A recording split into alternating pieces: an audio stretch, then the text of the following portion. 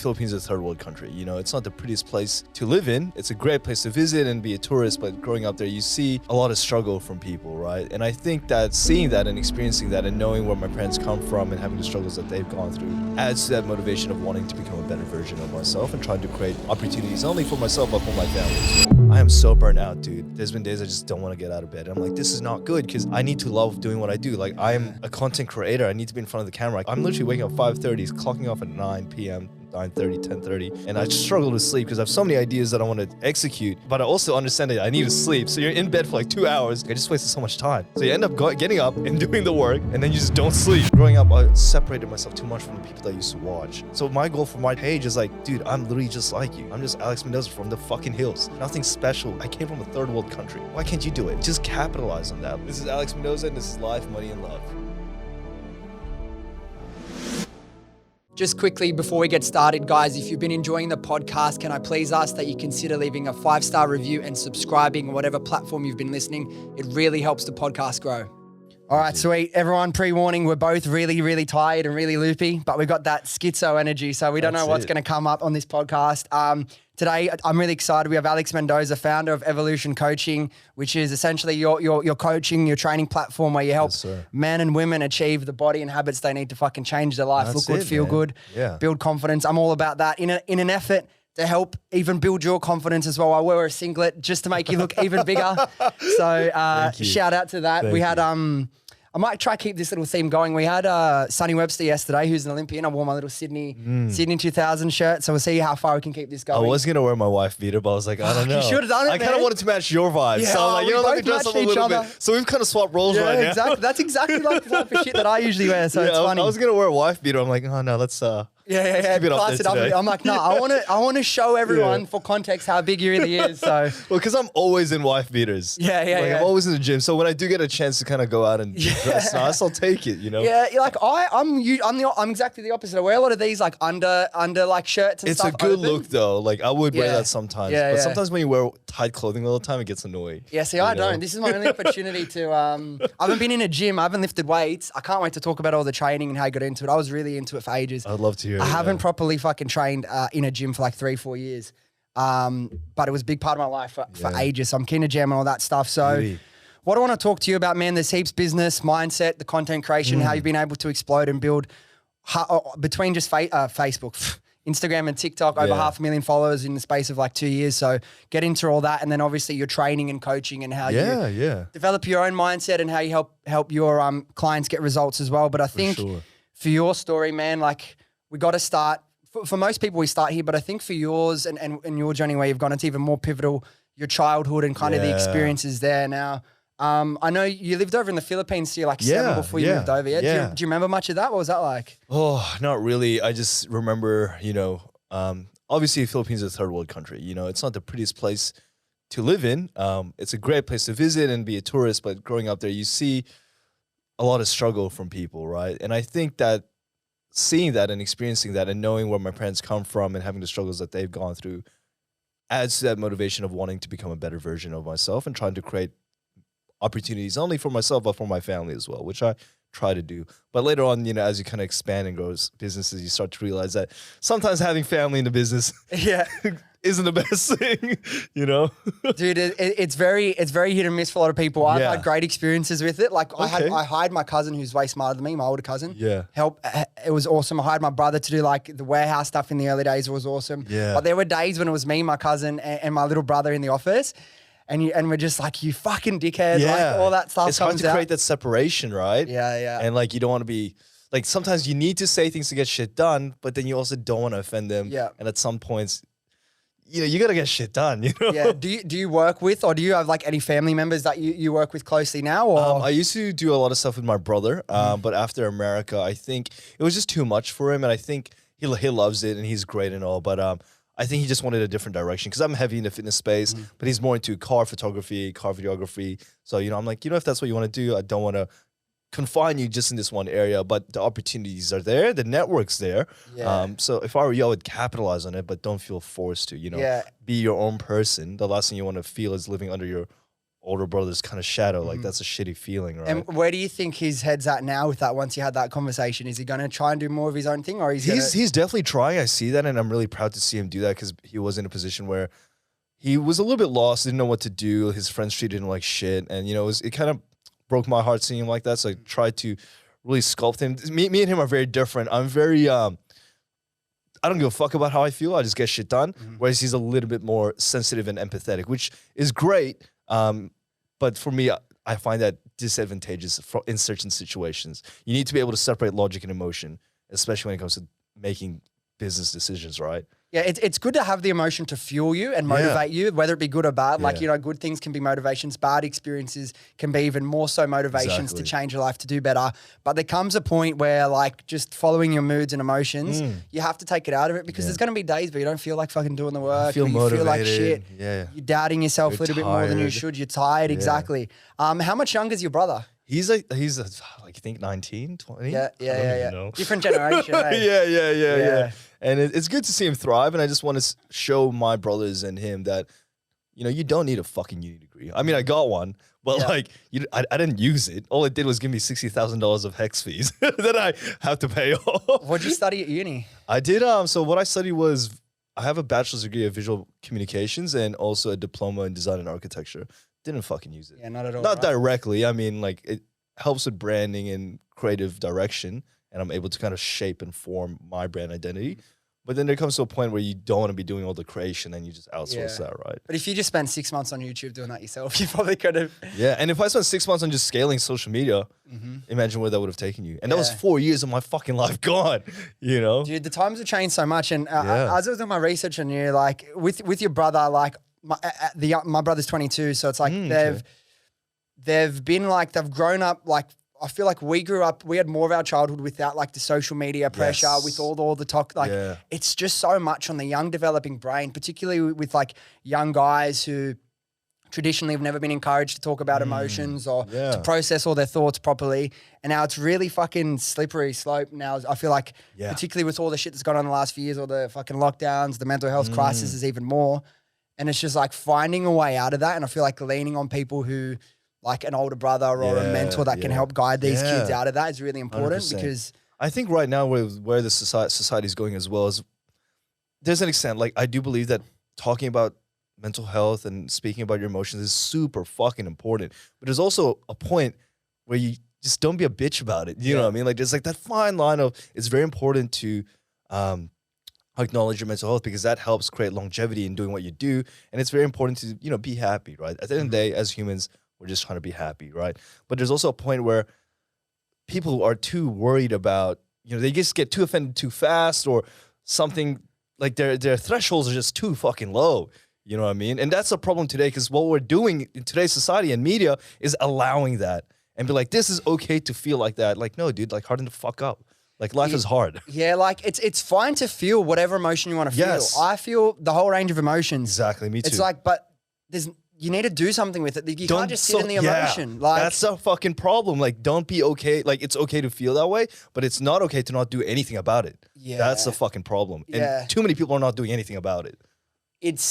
I'm conscious. I don't want to be someone that, how every generation bashes the next generation. But that's I really don't agree with it. Like, some of the things, like, it's the over coddling of kids. I guess we grew up different, right? Yeah, but like, sure, we might have had to go through harder things, and it's like this generation, we want to take away all the hard things from the kids. We don't want to make them ever feel uncomfortable, ever feel offended, ever feel like they ever have to work too hard. But it's those things that we had to go through as adolescents, as kids, that like build the foundations for us to be able to cop shit and just, grit your teeth and fucking find a way to push through. But it's the same thing as you said, generational, right? Like, I'm sure our parents are looking at us like you guys need to harden the fuck up as well. So I guess it's sad. Bro. It's always going to be like that, I feel. But with the like rate of change of like technology, it changes so fast. I feel like also in the last few years, the change of like the societal values have and norms has changed really fast. And it's like, I'm all for like positivity and inclusion, but it's like, at what point does like things push the boundary a little bit too much? Yeah. I'm telling you, I live in Newtown. Obviously, I care about everyone, but I feel like I love this, sometimes when equality, like I don't think equality needs to turn into hypersexualization of things. No. Oh man, I want to dig into this. You know what I mean? Yeah. It's like all that stuff. Would you say it almost has become propaganda at this point? Like I feel like they're pushing it too much. I think it's that beyond too. equality, bro. I think that too, but I think it's it's damaging. It's damaging what the movement started out of. It started out of an awesome thing. Everyone should feel like they can be them fucking selves. Yes, welcome. Yes. Safe. Included. For sure. But now it's like oh man, okay. So the thing is, and this is what fucking pisses me off, because I used to work at a strip club as a topless waiter. I don't really talk about it too much anymore. But the experiences that you experience, right? Like I've had drag queens touch me in ways that they shouldn't be, for example, right? But it's all fun and fucking games. But that made me really uncomfortable. But if I spoke about it as a straight male, I'm a piece of shit. You know what I mean? Now let's reverse the role. If I were to do that to a female, where would I be? Yeah. You know what I mean? So things like that, or like, and again, I love everybody. Like I think everybody should feel comfortable, welcome, and definitely express themselves, because there's nothing worse than not being able to be yourself. But I think what society has done is just they've really blurred the lines, you know? Like I feel like at this point, I don't want to say that we're kind of turning to a different conversation, but it's like, we're almost like as men unable to do certain things, you know, like we're almost being suppressed at this, you know. Yeah, I don't want to argue with. I know what I know what you mean. Do you even see how we have to be fucking careful about what we say right now? Yeah. I know, I know what you mean, bro. But like, there's double standards all over the shop. It's getting so confusing. Like it goes both ways. It's not just on guys. It's like, okay. Exactly. And it goes back to the hypersexualization part as well. Like, guys sleeps with a lot of girls. Oh, you're mad, you're a player, this, that. It's like almost, exactly right. To a lot of people, it's like, yeah, it's mad. And then for women, it'd be like, oh, it's bad. Well, I actually look at it the same way. Like, I don't look at men who sleep around to be high value men. Yeah, nah. You know, like if you can't control your fucking dick, dude, you know, how would you be when it comes down to making decisions in businesses? Like if you're falling into temptation that easily, right? It's the biggest and easiest temptation to lead a man astray. 100%. And for me, it's like I will behave the way I expect my partner to behave. That's fucking equality, you know. That's keeping it fair. No double standards. If I don't want you to be texting somebody, I'm not gonna be doing the same thing, because that's just unfair. And I think it's important to just have that balance and just treat people the way you want to be treated. You know what I mean? There's a lot of crazy shit that goes on in the world now, and I don't want to bring up open up old wounds and stuff, but I think on this topic of like the way shit is going, I want to talk to you about a story that you've shared about. I think maybe you know where I'm going. When you're 20 years old, you're going to go away on a trip for your birthday and anniversary with an old girlfriend back in the day. Yeah. And what was it? Tell us the story. What happened? So it's a bit of a long one, but long story short, we've been together for about 4 years, so 16 to 21. And the problem with that is you become reliant at such a young age on having a partner. You become so dependent on, you almost fear becoming alone. So when she left, it was difficult to learn how to be alone. But yeah, essentially what happened was I do believe she started seeing her boss. She used to come home all the time and would pretty much talk shit about him. And then eventually, 1 week before departure, we were literally about to fly out. She spoke with me and said, hey, look, like I can't go, like we need to break up. And I'm like, why? Like, let's fix it. Like I'm willing to give it another crack. I'll try to become better, etc. And it was just a bit flaky, the responses. Like, again, this is my interpretation. She could completely say something else. And I would admit that I have flaws. Everybody has flaws. I'm not saying it's wholly like all her fault. Always take responsibility and, acknowledge the fact that you can always be improving. But essentially, I went to Hawaii. We were still talking. And then one day she just blocked me. She just blocked me out of nowhere. Like we were chatting and the next day, blocked. And I was like, what the fuck's going on? Yeah. And I'm like, 4 years, dude. That's a long time. So I texted her through my brother. And essentially she replied saying, hey, I'm seeing somebody new.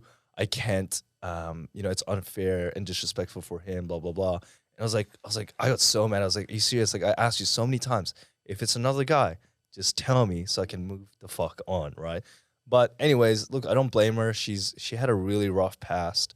So unfortunately, I was just collateral damage. Everybody's still learning. I don't hold it against her.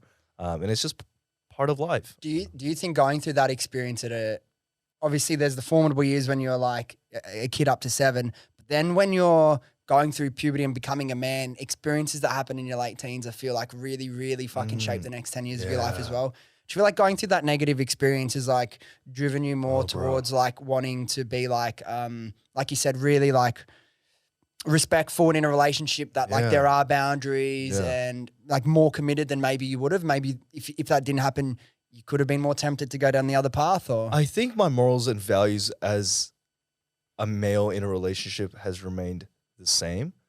I would like to think so. I would like to believe that I was quite fair for most circumstances.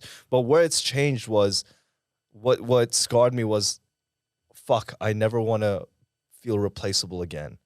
You know, and like when I say that, it triggers something in me, bro.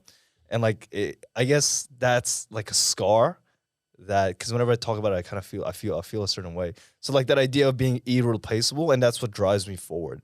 Like I never want to feel replaced again. Yeah, I think, dude, as like I assume from what I know about you, you're like me, a very ambitious guy. I feel like when ambitious guys, when they're 18, 19, 20 years old, get their heart broken, you've got a massive chip on your shoulder then. Yeah. And it's like you never want to be put in that position again. No and way, looking dude. back, like being hurt around that age, and just like same with me, you have relationships and you break their heart, they break your heart. I feel like it's so easy to like put these walls up, you know what I mean, and let it affect you in a negative way. And like, because you just said that, and I try to analyze myself and my past and why I think the way I think. And I love the amount of self-confidence that I've able to build. It's unshakable. I wouldn't care if every single one of you guys in the room said you're a fucking loser.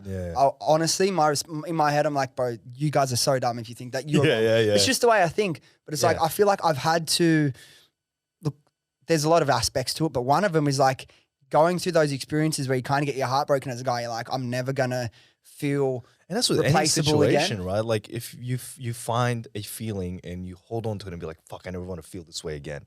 Like I couldn't, let's say, pay for gas, dude, like $30 gas. I felt like I could never provide for her. So that's kind of with my current partner. I want to make sure I can fucking provide.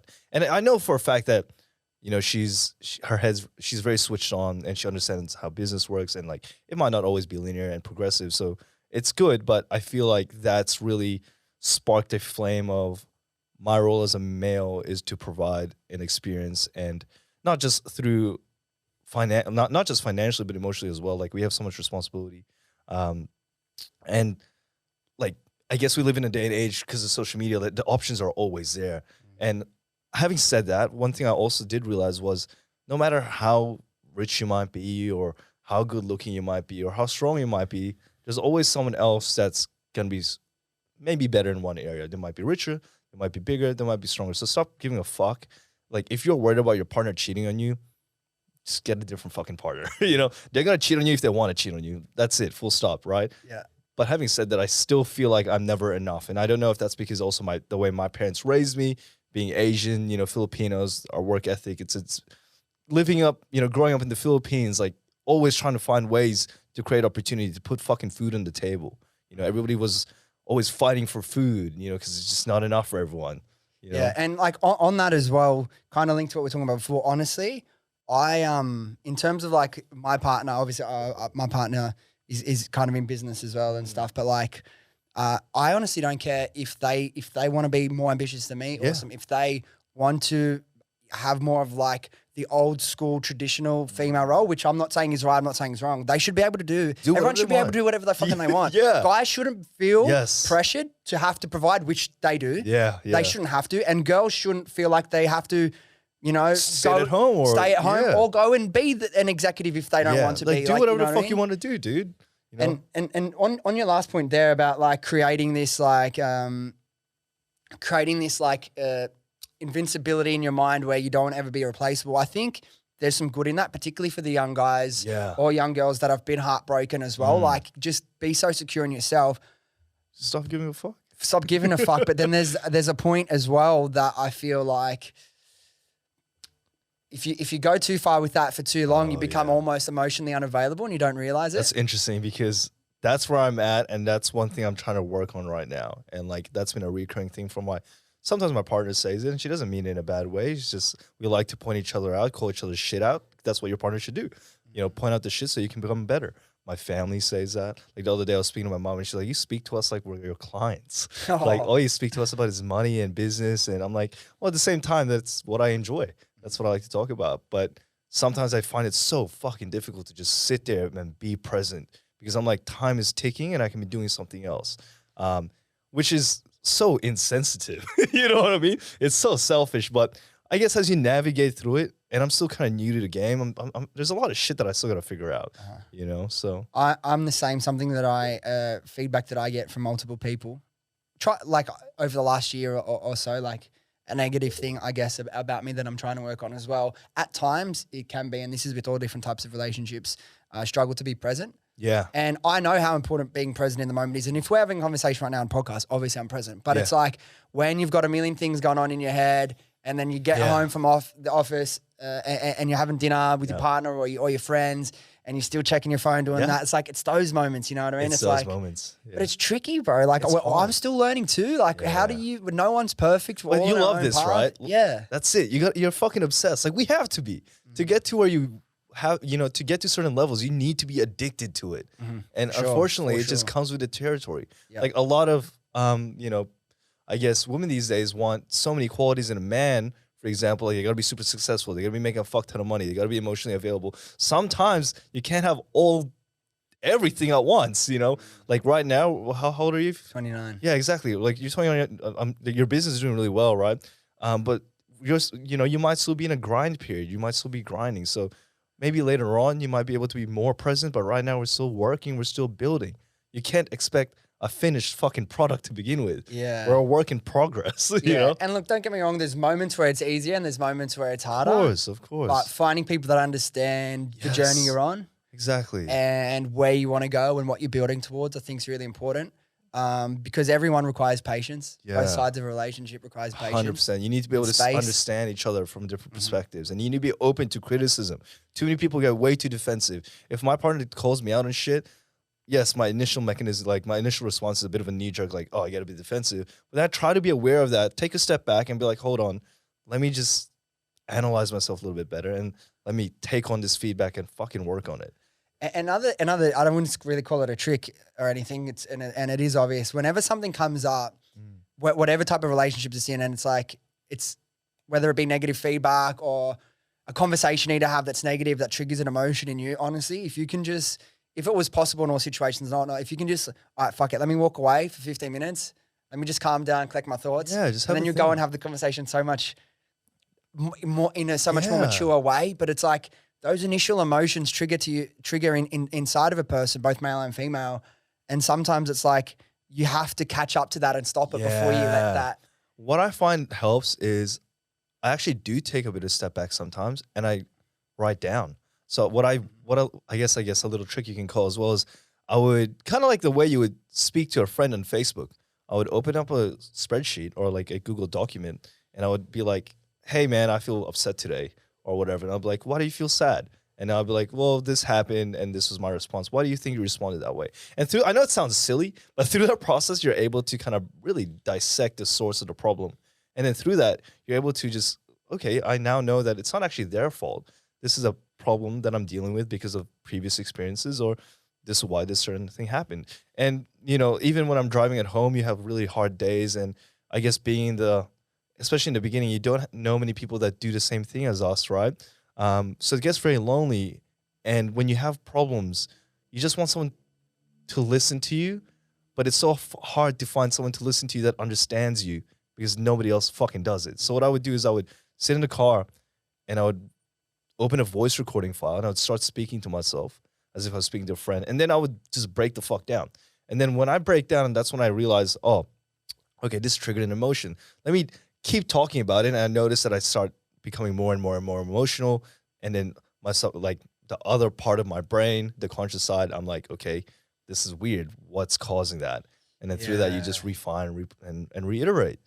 And then that fucking feeling is a feeling you never want to feel again. So you make sure that you do whatever you can to not be in that position again. And that's, you know. Yeah, but sometimes, man, I guess what people would call that is like doing the work. You know what I mean? Like, because man, I didn't realize how much of who I am and how I behave and what things motivate me is still linked to things from my past, my childhood that I never would have fucking thought of until there's a trigger or someone asks you the right question to go deeper on an experience. You know what I mean? And something I'm thinking about a lot now is like, and this is like quite a personal thing. It's because I always talk about I grew up with my mum and my grandparents. A lot of people know that, and I still to this day I don't have any regret. I wouldn't change it for the world. I have the best relationship with my grandparents.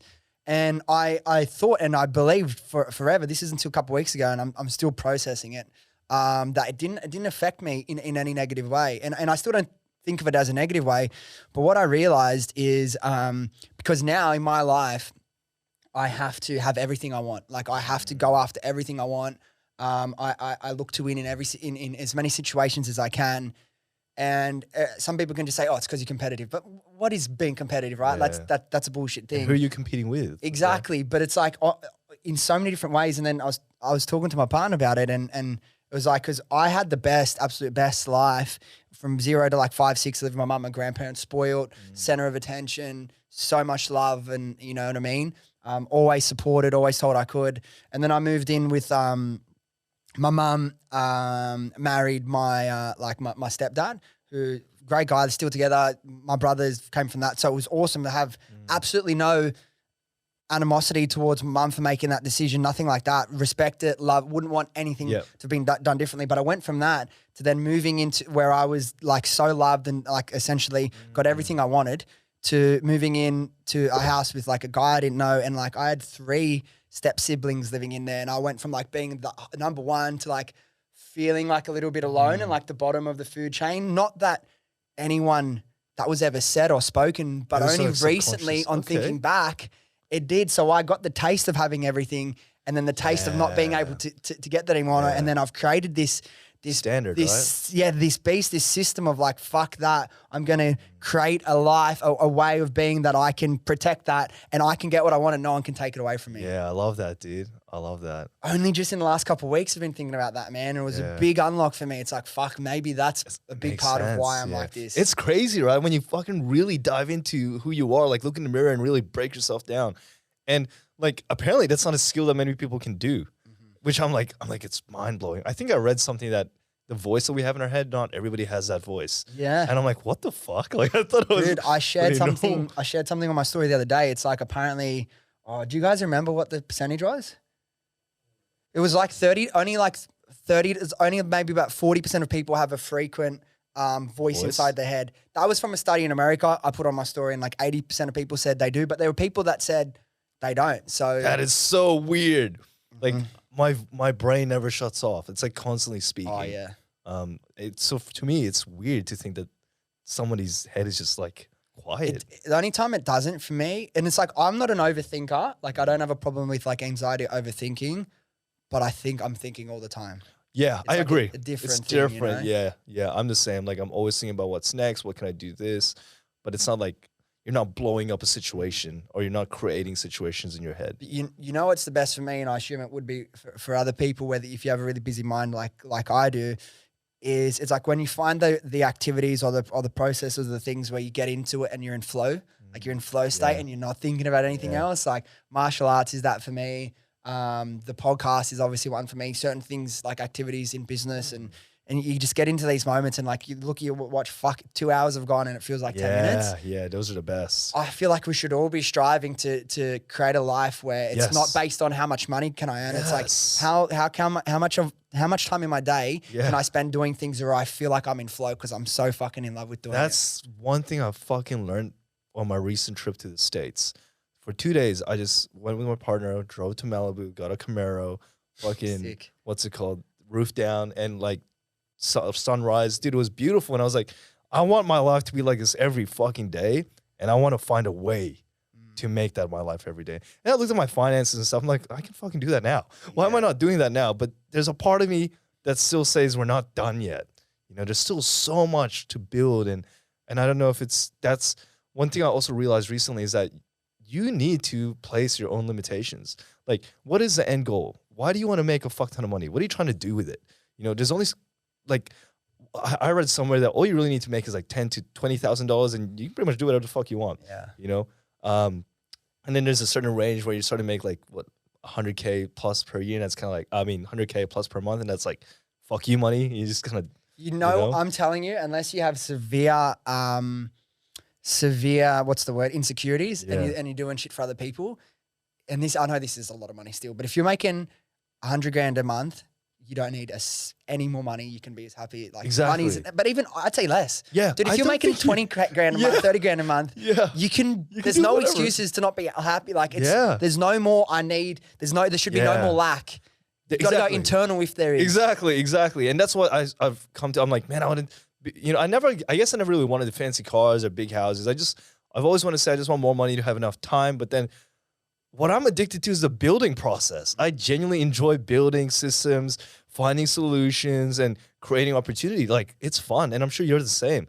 Like, it's not even about money at this point. It's like, it's fun. But I learned that, and I grew up very lower middle class. I didn't have a lot of money. So obviously when you grow up with like that, you obviously want money. Exactly, so that's you how I started change too. that. Yeah. And then after probably about a year of business, I'd earned quite a lot of money, like did pretty well early on. And then that was awesome. You kind of get sucked into that life a little bit, buying the Gucci, the Burberry, all that. Did you go through that phase? For like 3 months. How did you find that? I was like, what am I fucking doing, man? Like, this isn't even my style. Like, I'm just wearing it. Like, what am I doing? I thought it was fucking so dumb. Do you think it was societal pressure that made you feel? Yeah. Like it's like you want to flex, you know? Oh, look what I'm doing. Look at, it's stupid, man. And I also learned that like, there's certain businesses that I could start, or you could start that are built around how can I make the most money possible. But I realized that what we were just talking about, I only need to earn X amount of money. And if I can enjoy what I do every day, I'm sweet. Yeah, exactly. That's kind of where I'm at. I'm trying to just not automate, but automate certain areas of the business where I can have a bit more time, because I am so burnt out, dude. Like, there's been days I just don't want to get out of bed. And I'm like, this is not good, because I need to love doing what I do. Like, I'm a content creator. I need to be in front of the camera. I can't be in front of the camera looking fucking sad. You need to be excited and energetic every day. Yeah. And like, there's only so many hours in the day. And I'm literally waking up 5:30, clocking off at 9 p.m., 9:30, 10:30. And I struggle to sleep because I have so many ideas that I want to execute. But then but I also understand that I need to sleep. So you're in bed for like 2 hours. I'm like, fuck, I just wasted so much time. So you end up getting up and doing the work, and then you just don't sleep. Dude, I've been, as we said off camera, I think it was, I don't know if it was on camera. I've been working every single day this whole week, 15-hour days. Like, that's wake up to go to sleep. And it's like, I've enjoyed most of what I've had to work. There's certain things I don't. And it's like, I work this hard because I want to get to a position where all I do is work on the things that I love. And that's sweet. But I heard this quote this week, and it made me think, it's like, the problem with most people is they work so they don't have to work. Yeah. But if you can find work that you love to do, then it doesn't matter. Like, you've won. Yeah. Of course, like, we do love what we do, but there's obviously certain tasks that is a bit annoying, but we just got to get it done. And yeah, ideally, like, I just want time. I want time, peace, and quietness. Yeah. You know? I want to rewind a bit again back to your childhood, and then we'll start getting into when you started getting into training and bodybuilding and stuff. Now, moving to Australia, you mentioned, like, obviously it would have been a lot more difficult for you to come as like a Filipino in Australia. There was more racism back then, late 90s, early 2000s. What was that experience like? Well, so I grew up in the Middle East. I actually grew up in Dubai. I was there for about 7-8 years, and I would say the bullying there was a lot more intense. Really? I guess because the culture of entitlement and money.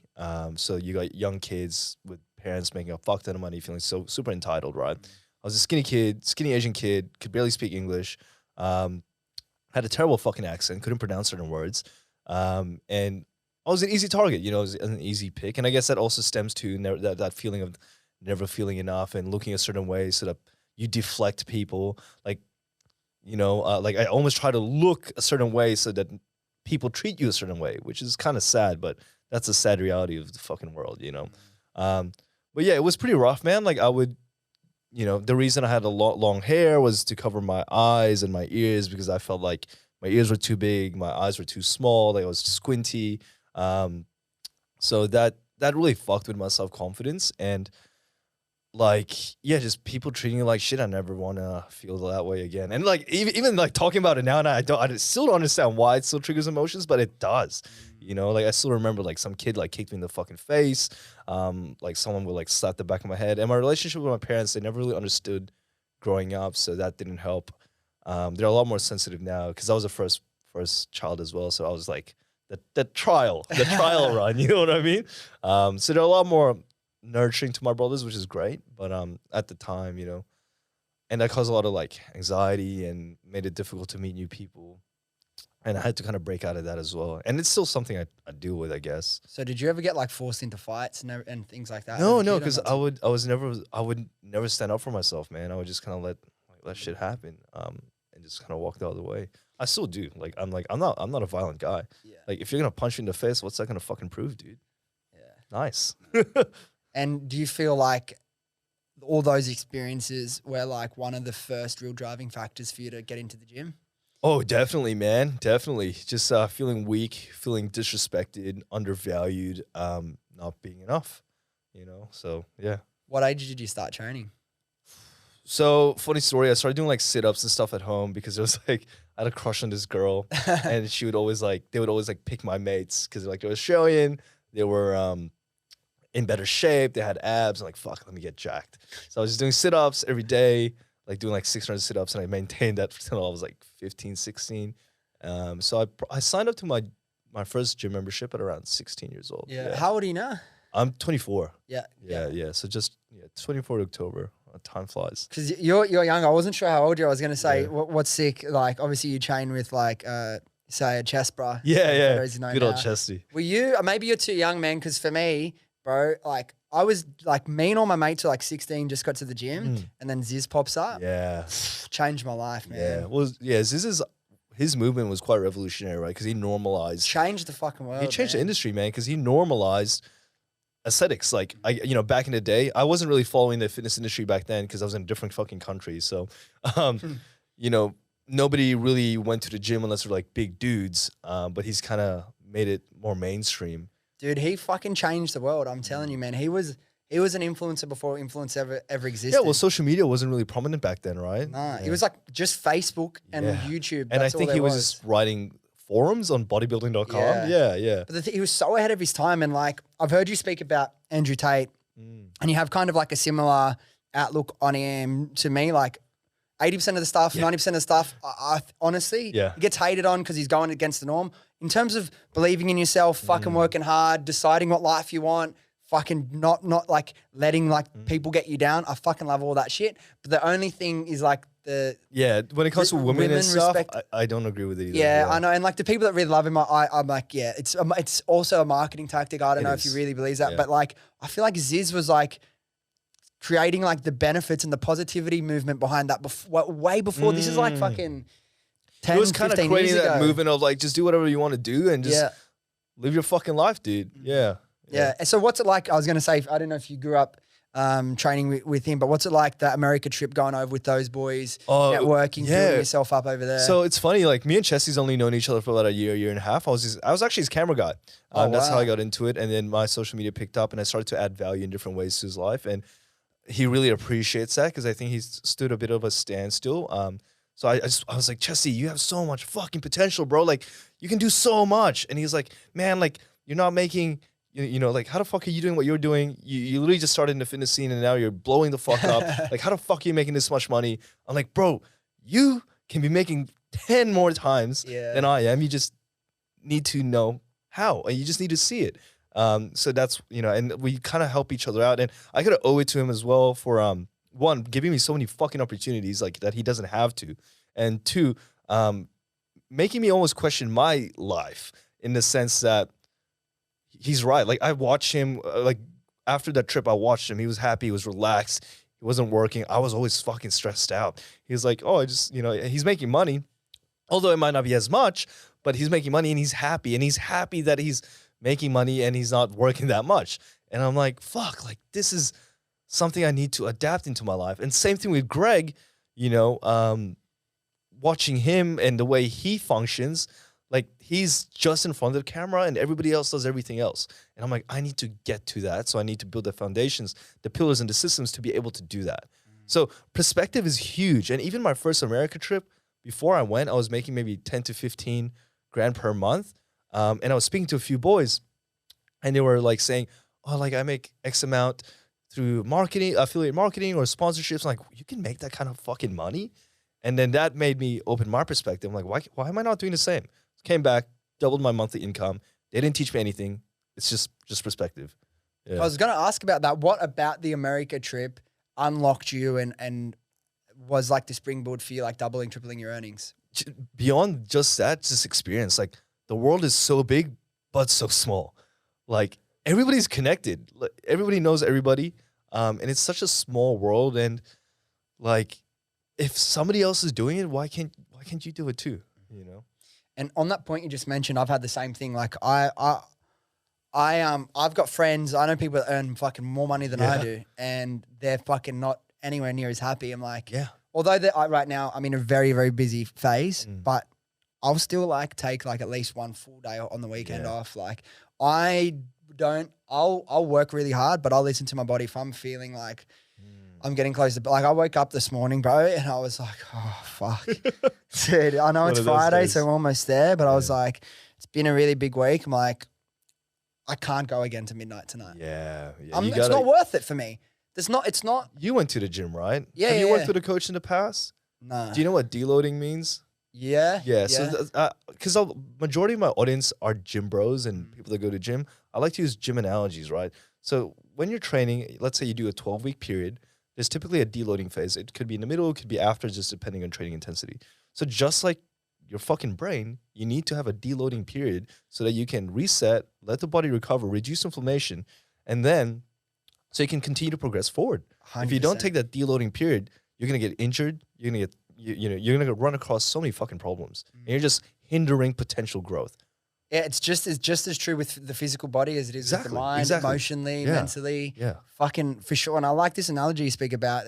Is like life is just like it's big massive one gym. big fucking gym, bro. It's just progressive overload life. Yeah, it's exactly how it works. What have you been able to take from your learnings in the gym? How long have you been training for now? Like seriously? Oh man, like I've been training consistently since I was like 16. Like that's how I lived my life. So like 8 years, consistent. Yeah, but like smart, probably like 2 years.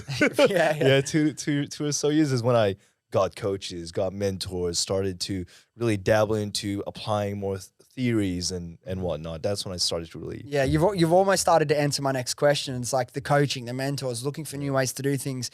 What have you taken from your knowledge in the fitness world and with training? How have you then taken those learnings and applied that to your business career, to life in general? This is what I always say, and I wish I got mentors and stuff earlier. I mean, to be honest, I still haven't really worked with a life mentor or a business mentor, but when you're creating a service, let's say I did coaching, I would work, and this wasn't initially my goal, but I would work with other coaches.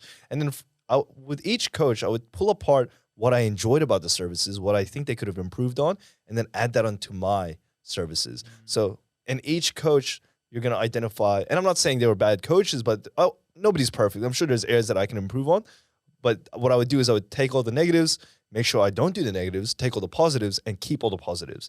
And through that process, and then the feedback based on your customers, you can really create a prestigious experience and results. If people genuinely care about their customers and spend time analyzing their customers, whether you're product based like me predominantly, or whether you're service based, coaching, mentoring, if you're an accounting firm, whatever, if you truly listen to your customers and always, it's like the self-awareness on an individual level, but on a business level, always analyzing what your strengths are, what your weaknesses are, what you can improve on, then regardless of what you apply that to, life, business, relationships, sport, anything, you will grow so much faster. But it's people don't do that. Like they'll either be someone who we've all been guilty of, you just work. Sometimes you're busy for the sake of being busy and you haven't, just taking one day to stop, analyze where you're going, what have you been working towards, what are you enjoying, what are you not enjoying, what's changed. Like, because if you have your blinkers on, like having your blinkers on at times is really good in life, but also you miss shit. You miss opportunities to grow, opportunities to improve different things. So it's difficult if you don't have that ability to always adjust? You need to be open to feedback and criticism. I think too many people get too offended too fast.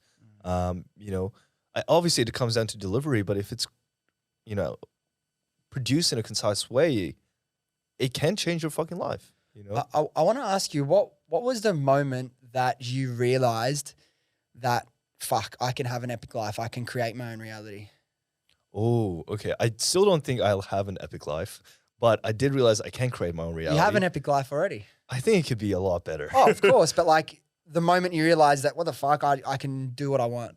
Well, I live most of my days in my room and I like don't leave. So I wouldn't call that's epic. There's moments like, I think Iman, I don't know if you watch Iman Ghatsi on YouTube, like life comes in seasons, you know, life really does come in seasons. There's periods where you have fun. There's periods where you just, yeah, he's a G. You just grind.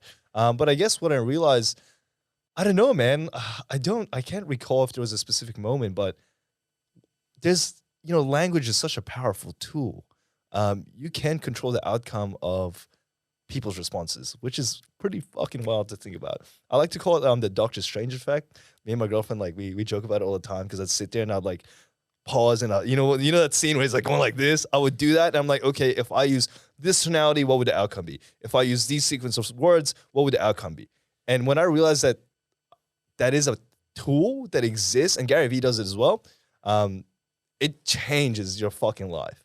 Yeah, you know? and I think as well for a lot of people, it's just seeing it or hearing it for the first time. It's like, I'll tell you, as I've said, I was always ambitious and always had quite a lot of self-belief. But if you just, if I go internally, I had doubts, really deep doubts about how far I could take it. Like what I thought was a really sick life was like working in corporate and working and earning a couple $100,000 a year, sell your soul for like $200,000-300,000 a year. You know, I thought that's what I thought was epic. And then it took me seeing a couple examples, for example, people starting e-commerce businesses with only like 10, 20 grand. I'm like, oh, well, I can get that amount of money and try that. But I didn't really believe it until I started to do things for myself. But it's like, if we can give people that without them having to do them themselves, it's just, we live in such a society, such a world with social media, with online businesses, with everything. You can. Yeah. We don't have to live a shit life. You don't have to settle for average. Like you can, like we're just like normal people. You know, I think growing up, I separated myself too much from the people that I used to watch. So my goal for my page is like, dude, I'm literally just like you. I'm just Alex Mendoza from the fucking hills. Nothing special came from me. I came from a third world country. So like, why can't you do it? Like you have access to the internet, you know, you just capitalize on that. Like it's crazy what we can do. And there's so many influencers out there with like tens and thousands, 100,000s, millions of followers that don't make a single dollar through their platforms. I'm like, what are you doing, dude? And like, yeah, I'd love to film, but I gotta go to my job. I'm like, yeah. Do you know how much money you could earn? I'm like, yeah, I have a fucking job. Yeah. And I love what you were just saying. You're not special. You're just Alex Mendoza from the hills. Dude, I grew up in fucking Western Sydney. I grew up in Preston's, bro. man. Like, yes, sir. right near Liverpool, bro. Now, look what you can do. And like, it's just, people have these doubts, these invisible shackles. They don't realize what's fucking possible, man. But if you like, you just need to find a way to start believing and like, and you can fucking do it, bro. You need to believe in yourself. You know, just like sales. If you don't believe in the product, it's hard to sell the product, but you are the product. Yeah. You know what I mean? So just believe in yourself and other people believe in you. Man, there's been in so many situations where someone's like, hey man, like, I noticed you have a camera. My first gig was, sorry, Anytime Fitness, but my first gig was Anytime Fitness. One of my mates did the marketing and he's like, hey dude, like, I noticed you have a camera. Like, Anytime Fitness actually needs a guy to do their campaigns this month. Dude, I had a shitty DSLR. I did not even know how to use it. He's like, you reckon you can do it? I was like, yeah. And I was like, I'll just figure it out as I went, bought a gimbal that day, learned it that night, and like just winged it, dude. And you're like, yeah, this is pretty good. I was like, I don't even know how to charge them. And then when I charged them like, you know, a couple grand, I was like, dude, what the fuck? Like this is, I can do this. So sometimes just like, don't be scared. And I always like to say, just iron the creases out later. Too many people are worried about the problems that they might encounter going to bridge A when they might end up in bridge B. So they spend so much time formulating plans to avoid that, but they might not even go through that road. So what's the point? You just wasted time. Dude, you just need to start. And like, I do quite a bit of like mentoring, coaching to people and like the e-com space predominantly as well. And like, it's just, you got to open their eyes to that. And once they realize, I'm like, dude, once you life is a game. Life is a video game, dude. So stop playing like RuneScape and fucking your RuneScape. It's you know like what I mean? when you start getting your first Shopify cha-chings, Oh, it's a game. Yeah. You're like, wait a minute. In a day, this is gonna be my bank account, and then I can go spend it. yeah, it's like It's like, It's what the fuck? crazy. And then you realize life is a game. it's a game, dude. Anyone can win. I know it's harder for some people. We all start with Yeah. different circumstances, Resources, you yeah. know, different amount of resources, different family story. But if you're listening to this and you're an adult and you want to change your life for the better, believe you fucking can. You need to believe in No, yourself. but you can. It's not believe. You Yeah. just can. That's true. That's what I'm telling you. You can. It is possible. Yeah. Like, why not? Yeah. No, just do do it. you have any quotes or have you had any conversations, like a quote you've read that changed your perspective, or have you had any conversations with anyone I in had a business or peers? Couple that- conversations that really stuck out to me the most. I'm not gonna name names, but they're mainly in the fitness industry. One was I asked them like dealing with stress, and I think one of my questions was, "Aren't you worried that everything will just disappear because social media is so versatile? Like, doesn't that stress you out? Or like, do you still feel stressed?" Because in my head, I was like, "No, you're sweet, you're set up." And they responded with, "No, I'm constantly stressed, but it's just learning how to manage and understand that stress will always be there, and don't let that dictate the quality of your life." I'm like, "Holy shit."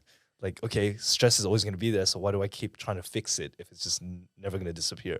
Yeah, it's and there's good stress and bad stress as 100%. well. Like most stress is good stress in my Yeah. eyes. Me too, because it's a pressure, right? Yeah, you can't do great things without pressure. Or you can't even just change your life without dealing with pressure. Like no, there's no super easy path with no risk, no hard work, no pressure to change your life. And it's the same with problems. Like everyone's going to have problems. But be grateful for what your problems are. Yeah, exactly, right? Like, you'd rather be, suffering under these circumstances than this circumstance, Like, it's sometimes people get too caught up, and I think the word is entitled, right? Like, despite the situation, and I always say that, like, being in the third world country, man, we have life good. Even the bare minimum around here, like, the government supports us, the structure is really good. Australia's, and even compared to other countries, like, Australia is really well structured compared to even America. We get a lot of government support. Yes, we pay a fuck ton of taxes, but it helps people. So, it is what it is. But there's people out there, and this is what I used to say, right? It's a can't complain mentality, right? Like, our suffering, in our situation, is our choice. Like, when I'm dieting and I'm starving myself intentionally, it's a privilege to have the fucking ability to do that when there's people out there who literally have no choice but not fucking eat. Like, it is my choice to starve myself. It is I would be complaining when I'm bulking, eating 4,500 calories. I'm like, oh, I'm so fucking full. I don't want to eat this. I feel like throwing up. That is a privilege. How many people in the world can say, I'm forcefully, no one's even telling me to do it, I'm deciding to eat a lot of food so I can put on muscle. And you have the ability to just go buy it. Exactly. Not a lot of people have that. How many people have that, man? Not many people can go to a grocery store. But the thing is, in Australia, a lot of people, when you say that, they don't agree. Yeah. Again, it's that feeling of entitlement, right? Like, it's like, what do you mean? It's our right. I'm like, no one, Yeah, but like yeah, I don't know. It's just this. It's tricky. It's this just like a little bit of like hive mind. It's like, but no, like gratitude, dude. Like how good we fucking have it. If you live in Australia, 99% have like opportunities that some of the world would dream of. Oh. Like I know there's the most, I'm not saying every single person. Yeah. But like, even if you're on government allowances, you're having a really rough patch, you can, in the space of a year, 2 years, if you find support or find a path, you can get your way out of that. Yeah. And like, you can have a roof over your head, you can eat food. Yeah. But I've tried to have conversations with people about that, and for some reason we get pushed back. Interesting. Like, Alan like says. Yeah, I saw that. Stuff. Yeah. I think it's almost comes from a point of they don't want to take responsibility for it. Do you know what I mean? Like, no, like I'm in this situation because X, Y, Z. It's not my fault, Yeah, right? It's not my fault. Yeah. Victim mentality, I guess you'd call it, right? Yeah, accountability, man. A victim mentality. Some people get like, I don't even want to be triggering. It's just accountability. Yeah. Everyone needs to have accountability. They do. Yeah. You can. You don't have to. I'm not here to tell anyone to do. But No. if you want to live a life that you enjoy, Yeah. Like, look, if you're genuinely happy working corporate, because I know some people are, like, dude, Oh, fuck yeah, man. fuck yeah, live corporate. You know, there's This nothing wrong with it. This life isn't for everyone. Sometimes I fucking want to bash my head against the wall. Yeah, same. Bro, if All the you're time. happy, you've already won. Doesn't matter who you work for, what job you do. How much you If you're make, happy, who you're you with. fucking won. That's it. Like, that's the end goal, right, for everybody. Yeah. Like, what are we designed to do? Really? From a biological perspective, we're just meant to reproduce. Like, that's what we're supposed. That's victory for humans. That's what we're supposed to be doing, right? But it's hard for humans, dude. The fucking how whacked the world's got in the last 50 years with technology. Look at the last. It's moving so fast. Our human brains evolved over millions of years, hundreds of thousands of years, changing, adapting. And it's like now we get these little devices in our phones and you get it's dopamine or it's stress or fear, sinking. Man, I remember when the Nokia fucking brick phones came out. yeah. What was that? Like, fuck, man. 10 years ago? Well, like, I feel old, dude. I was talking about it to mates yesterday. Remember when you had like infrared? You want to send stuff, you have to put your phones next. You're 24. Maybe you guys don't know infrared. Infrared, what's that? You guys don't know infrared. Do you know infrared? Fuck, I'm old, man. You guys would have had Bluetooth where you can be we had Bluetooth. on the other side. Before Bluetooth, fuck, I'm really sure I'm age, yeah. Your phones had like this little red part on the side of them, and you'd have to legit touch them to each other, and you could send files like that. That's crazy. Yeah, wow. That's wild that you guys didn't know that. I think it was only for a few years, so it makes sense. But I want to talk about like with your coaching and stuff. You do a lot of work with people, and I imagine. I know what you do is physical. You're coaching people to improve their physique one way or another. But how much of that is really mental? Oh, it's actually a lot. So I don't coach as, how do I say this? Like, I wouldn't say my coaching style is quite traditional to your typical PT or bodybuilder competitor. Like, I do a lot of lifestyle coaching. So my goal for all my clients my priority is to optimize their environment. I'm not going to tell you, sack everything. You need to go gym 5 times a week to get the most fucking results. No, look, if it's not feasible because you have a family, you have commitments, let's look at the resources and time you have access to and formulate a program, a plan, a diet plan that optimizes that. Because psychologically, if I tell you train 6 times a week and you physically do not have the time, and it goes beyond than just making excuses, especially if you're new, right? You're going to feel like you're failing already. So instead of forcing you to do 6 times a week, let's start with 3. And then eventually you're going to start to get addicted to it and it becomes more and more a priority. So there's a lot of psychology that goes behind it. And it's just about, because I coach a lot of, business owners as well, and it comes down to time management, just making convenience. Like at the end of the day, I always say this, not everybody wants to be a fucking bodybuilder. Not everybody's trying to be a bodybuilder. They might think they want to be, but then they get a bit of a taste of that life and it's intense. Like, it's fucking intense, from the dieting, the bulking, the eating disorders, the drugs, like everything. There's so much. And before getting so, I wouldn't even say I'm super, super deep into it. I can definitely go beyond, but I used to look up to Jeremy Buendia, who's an American competitor. I don't know if you guys know him. Jeremy Buendia, half Filipino. And I was like, fuck, like, that's the goal. And then I realized the amount of drugs that took it to get there, the lifestyle. He used to bash his wife, like the mental health. I'm like, yo, okay, I don't want to be there. And there's so many famous people. Back in the day, I used to think everybody with a couple 100,000 followers would be making a lot of money. These guys are making a lot of money because sponsors, etc. Deeper I got into it, I'm like, this isn't actually the case. So I'm like, well, I'm happy to sacrifice a bit of size for more life and more fulfillment. And that's what I try to preach to all the people that are on board. And I will always make sure that their health and their goals are prioritized.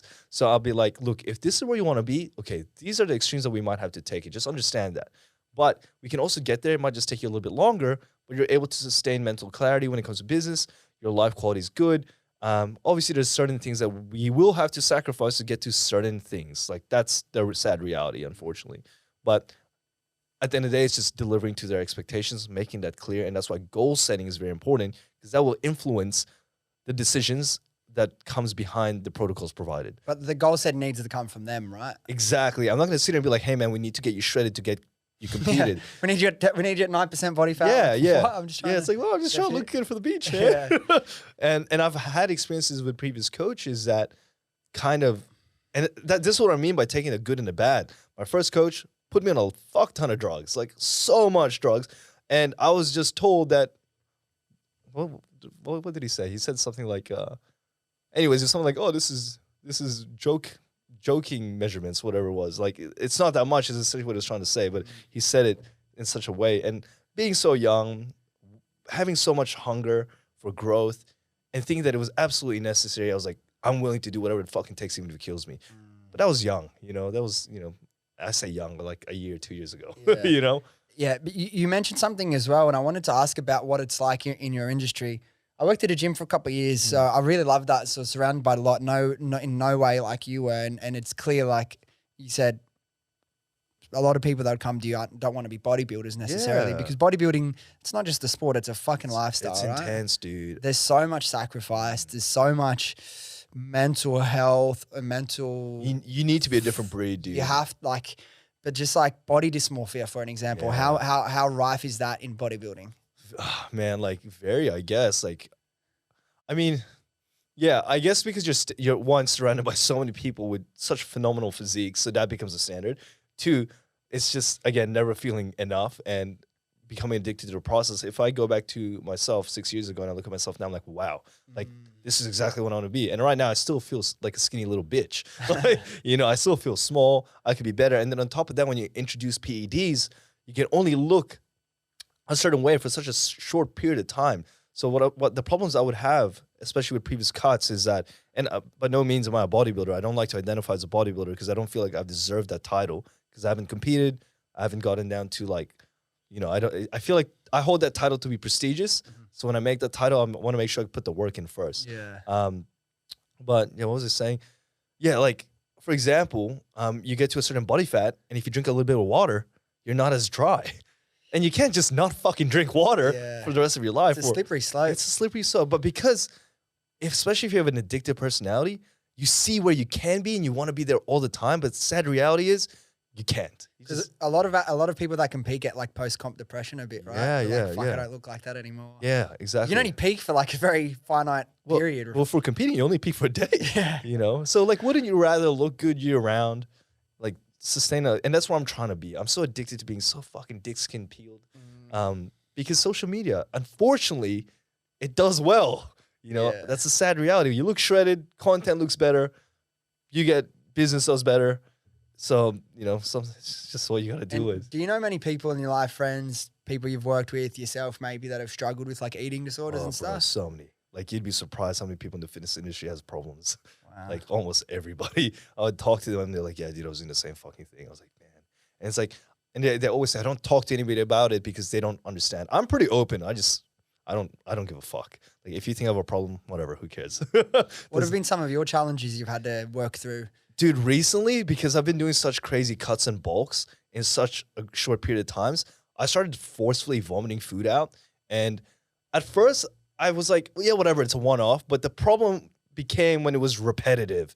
And I started to notice that this was a repeating habit. And I would always look in the mirror and I would say, fuck, I'm not as dry. Or I'm missing a vein on my stomach or whatever that might be. Because, I ate too late last night. So I would just, and that would obviously impact my mood, my relationships, my business, the way I treat clients. Like, if I'm at the gym, I'm just so fucking depressed. I hated it. I hated being there. I just want to go in and get the fuck out. And that ruined it for me. So right now I'm just kind of chilling, just trying to rebuild my relationship with food. The first step is obviously identifying that it's become a bit of an issue, right? Yeah. But I think people are too scared to admit that they have a problem to themselves as well. People are like, oh, fuck, it's a problem. I'm just going to avoid it, go the other way. It's like, no, I acknowledge the fact that this is fucked and I'm going to try to fix it.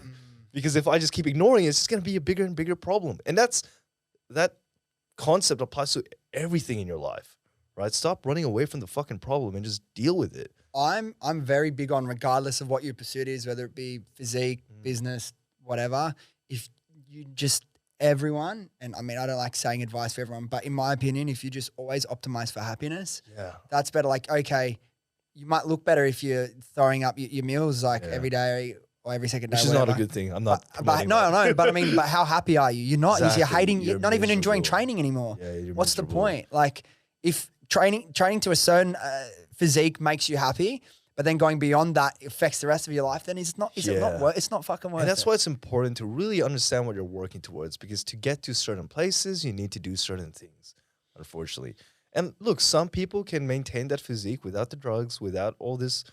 Like Liver King, You know, right? Without the yeah, drugs. like some people can do it without, but it just depends. You know, it's a learning process for everybody. Maybe a year from now, I'd be like, oh, I can do it without having to do all that. It's just time, man, and it's learning. And I think, and that's another thing I want to touch on. Like people jump into steroids way too fucking fast. Like I was natural for 5-6 years, and the reason I hopped on was initially to compete, um, and that was because I was again, you're just surrounded by people, just like anything, right? If you're surrounded by 5 alcoholics, you become the sixth. So I guess in this situation, everybody was around me was on gear. I was young, surrounded by older people on gear, wanted to look like them, ended up helping on. And I was skeptical, but because I wanted it so bad, I just did it.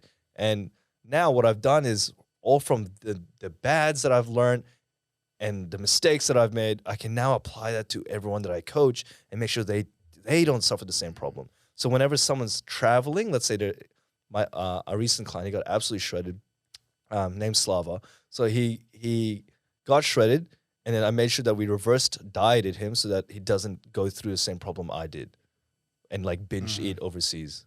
Yeah. Yeah. It's just it's a fine line, and it's like getting the best out of yourself but pushing it too far. Like there's a bit of a movement now over the last year or two in the business scene. It's like to try and not push like the toxic hustle culture, Yeah, which I I heard think about can be that. an issue because like there'll be think so. kids smashing 4 cans of fucking V a day, like drinks. big energy drinks a day, working all night because they feel like they have to. But it's like, why are you fucking putting yourself through that? I want to ask about like your clients that come to you. Do you work with? Is it more like intermediates looking to get more serious, or do you work with beginners and stuff? It's actually like beginner to intermediate. So I never coach competitors. Yeah. It's just too much responsibility. I don't want to be, responsible for their health because there's a lot of protocols involved. But it's like anywhere from teachers wanting to get into better shape, business owners trying to find the time, people just wanting to learn more. They vary from 16 to 35, 40. Yeah. And what's some of the biggest mental roadblocks that you see come up pretty frequently that are stopping people from achieving their goals? It's diet. It's primarily diet. A lot of people think they know how to train as well, which is what I used to think as well. But then they come in, they show me what they do, and I'm like, no, there's a lot of areas that we're actually lagging. So the main issue though is sticking to a diet plan, and it's hard because people feel like your diet doesn't have to feel like a diet. Like my clients enjoy the food that they eat. I try to always tailor the meals. Like you'll get a sheet where I'm like, what do you eat now? And let's say, oh, I have ham and cheese for breakfast, or I'll have an egg. I'm like, okay, let's eat that. And they're like, I can eat this? I'm like, yeah. I'm like, let's have Wheat Bix for training. And they're like, I've never had Wheat Bix before. They eat it. I'm like, this is amazing. I'm like, yeah, dude, you don't need to starve. Like, it doesn't have to be miserable.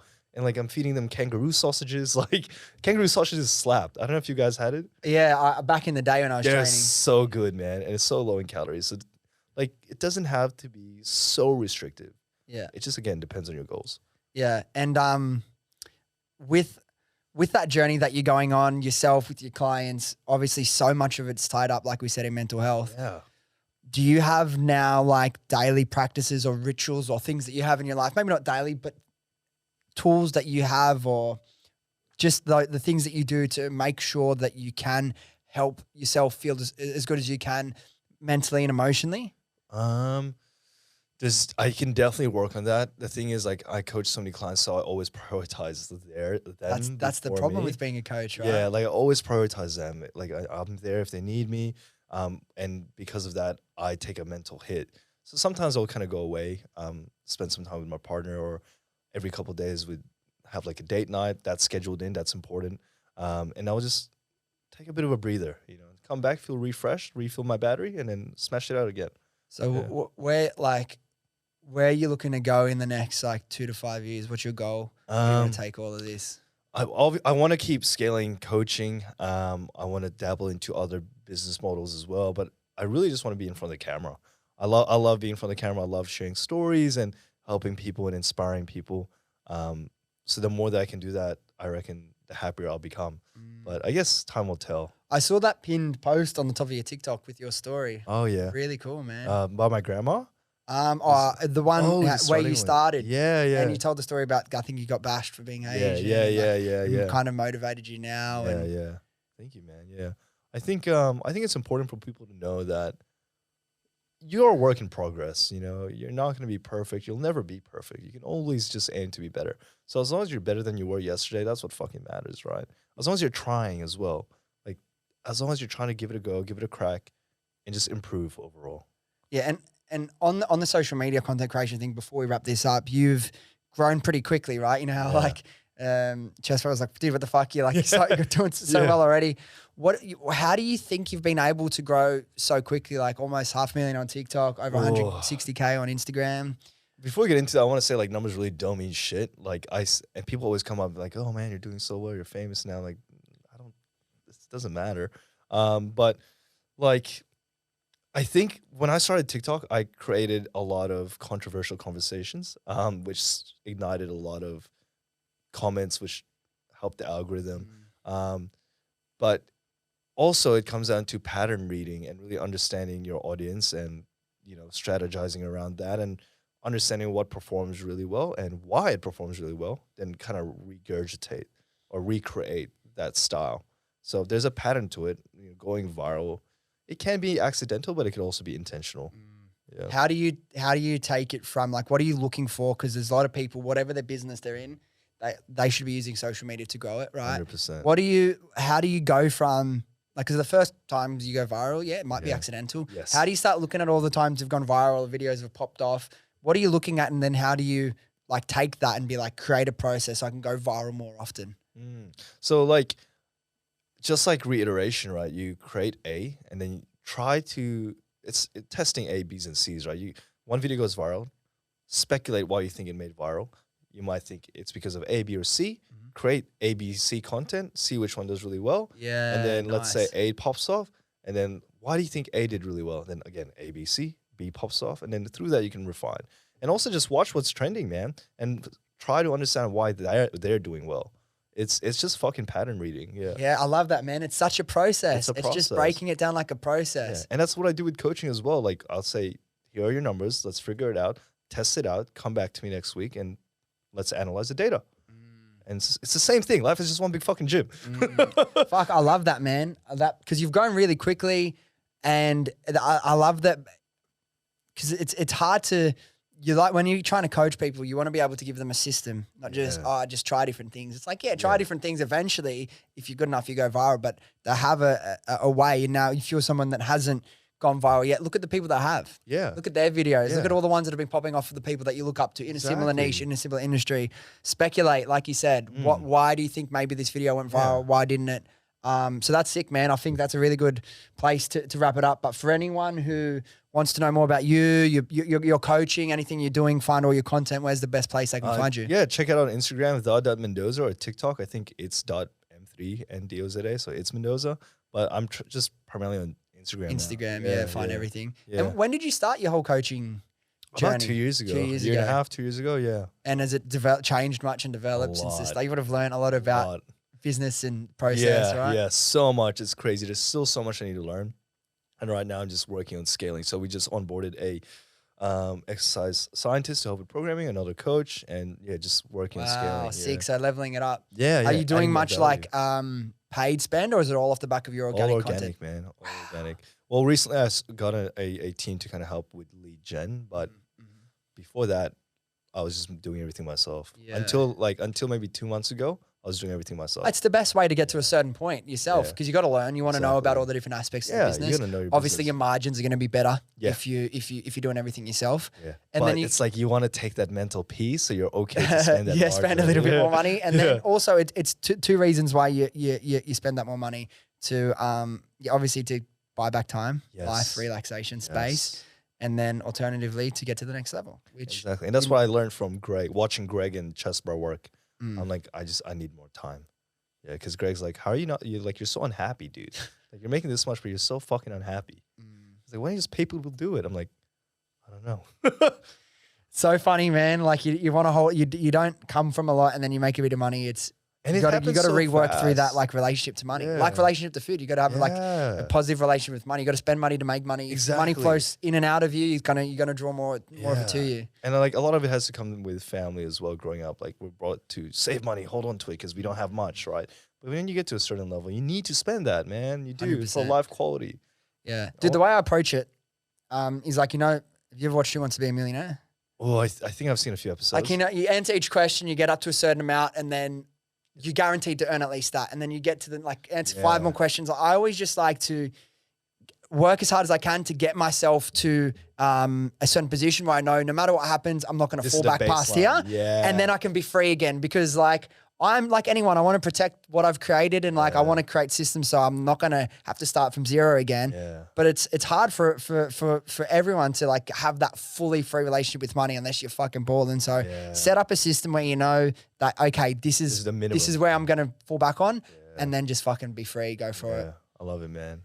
Sweet. All right, let's wrap it up. Thanks, bro. Appreciate your time, man. It was a good chat, man. We could have taken that conversation in a lot of different directions. No, it was really good, man. I enjoyed it. Cool. Great. Thanks, brother. Thank you. Cheers, boys. Let's do it.